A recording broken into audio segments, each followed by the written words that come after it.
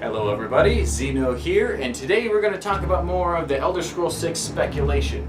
I know Bethesda doesn't plan on releasing this game for a long time, and I think I might have heard in an interview that Todd Howard was waiting to say they were waiting for better technology, so maybe the game could actually be good and better looking than previous entries.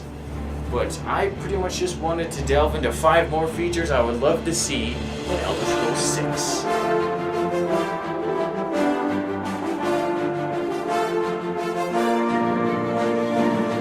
Now these 5 things I came up with aren't in a particular order, they're kind of just 5 things I came up with, which pretty much adds to my previous video, which you can go to right here. I recommend watching this mediocre piece of crap before you watch this mediocre piece of crap. But anyway, they're in no particular order, and let's get started. Dovahkiin, Dragonborn.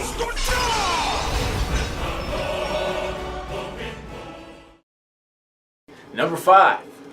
Number 5 will be better water physics. As you can see behind me here, I'll put up footage of like Grand Theft Auto 5 or maybe The Witcher 3, where they have water that's just not flat all the time, like in almost every single Elder Scrolls game ever.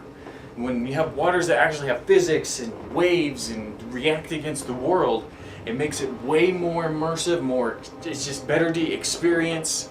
And maybe they could add water combat into the game. We'll just keep that in the same section as 5. That's pretty much it. Better water physics. It'll look better. The water looks sexier. It'll look better. Everybody will be happy. It shouldn't be too hard to implement, because if we can do it now, then definitely the Elder Scrolls 6 should have it, because it's become such a normal thing in video games. And those two games I mentioned, Witcher 3 and Grand Theft Auto, are both open world. So, you know, it's not like it's going to be a scripted sequence like in Call of Duty in this one little section of the level. It has to be, you know, it'll be doable in the whole entire world in the game. That's to say, if we even get like beaches in the next game at all. We should. If we speculate it's going to be in elsewhere in Valenwood, which would be pretty cool, 2 whole different regions. But who knows, it could be set on the other continent, you know, away from Tamriel. But anyway, I'm rambling at this point. We better get to number 4. Dovahkiin, Dragonborn.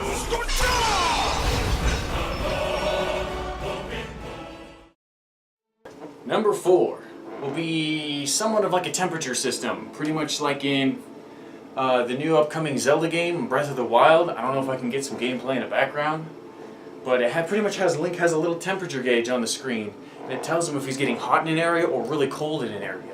And your clothes, you know, pretty much Frostfall. Just think about that. Think of Frostfall, but maybe expanded upon. Maybe it'll work better because it's not a mod, it's integrated into the game. For how well Frostfall works though, it's still a little weird, but having that built into the game would be pretty cool, because players in a way are forced to pretty much use it and react upon it. I mean, if we go back to the whole speculation that it would be Valenwood and elsewhere, imagine being in the desert and you have to keep yourself from overheating or something like that. It'd make the adventure way more exciting and intense. And it would just enrich the experience, in my opinion. I know some people don't like those temperature mods and would rather stay away from it, but I'm pretty sure they could find a way to toggle that on or off. But yes, that is my number 4. Dovahkiin, Dragonborn.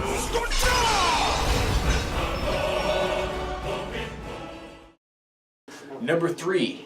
This one's really big because they've never done it before ever, and they need it. And that's basically just a mantling system, so you can climb over things. No more using horses, climbing 90-degree angles, or freaking hopping across the map and things like that, like in Skyrim. You can actually get up and get on things. I've wanted so bad to have this in the Elder Scrolls games, because it would make you feel like more of an adventurer, you know? Mantling systems where you can climb over things, it would help with like stealth characters and stuff like that. It would make the world feel more alive. I mean, with the basic AI system they have like in Skyrim, or heck, even Fallout, they have it where like you could get in on an elevated position and they can't do anything about it. They just stand there trying to dodge your fire and then get out of the way or go hide somewhere because they can't get up there. But imagine with a mantling system, you can climb up there and then get yourself a minute to like swing some arrows or throw like spears or whatever they're going to put into the next game. And then you see the enemies coming up, climbing up over to come get you. And adding on to the mantling system, we could have ropes and stuff. You could just shoot like a little tightrope or something. What do you call them? You're in Battlefield Hardline. I thought that was pretty cool. Like, you shoot an arrow with rope on it, and then you can climb on it. You can do it all like cool ninja style, where you're like climbing like this, or you could just balance on it like a tightrope to get across places. It would just enhance gameplay. It's literally not too hard to program, and I wish I could find a way to put it into Skyrim using animation mods, but it just sounds technically impossible with the engine right now because they've never bothered to implement it. So they better try, because that would be a big feature I would love to see. And that is my number 3. Dovahkiin. Dragonborn.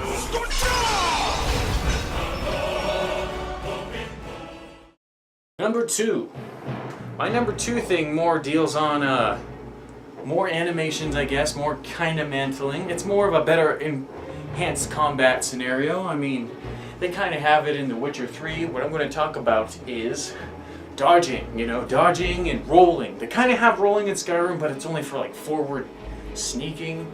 I don't know how they were able to implement that very well, but doing things like when you're about to get attacked, you could kind of step out of the way and then like slash him, or roll to like dodge incoming like dragon breath fire, even though probably dragons will be in the next game.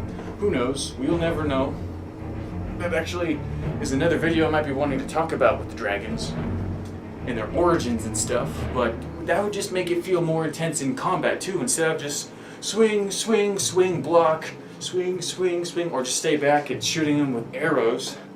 You could actually have a more interactive combat system where like they have a big ass sword and that thing's gonna punch past your frickin' shield or something. You better get the f out of the way, so you gotta dodge roll or sidestep out of the way.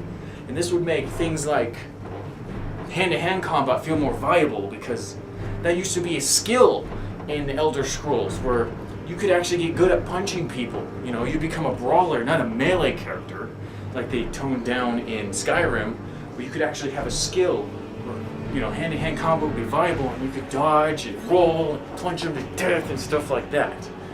It just would be really cool. It's another feature I like. But that was my number 2. Dovahkiin. Dragonborn.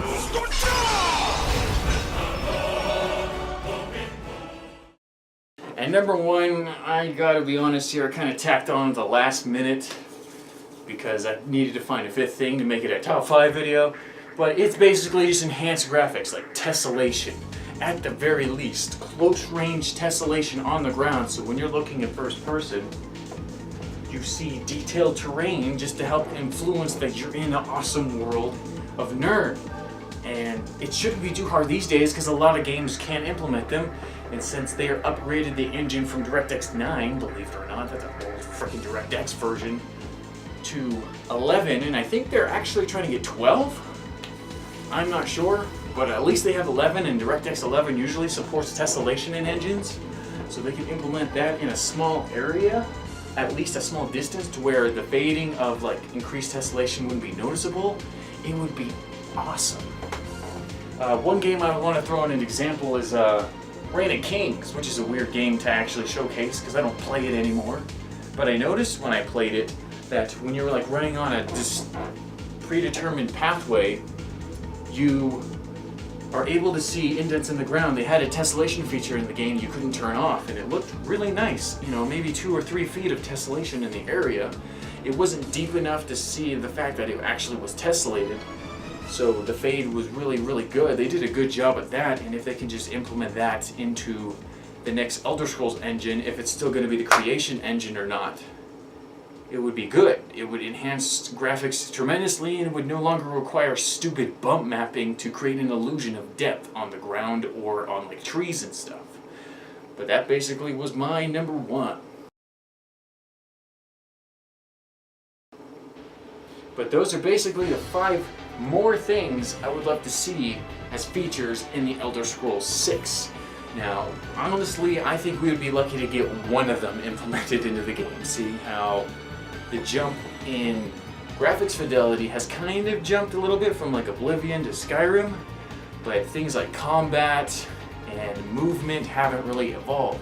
So hopefully they're waiting for better technology actually means they're going to try and improve the system greatly compared to Skyrim. So that's all what I pretty much have to say. Hope you enjoyed the video. Hope you agree with my things that I said here in this video, and I will see you on the next one. Xeno is out.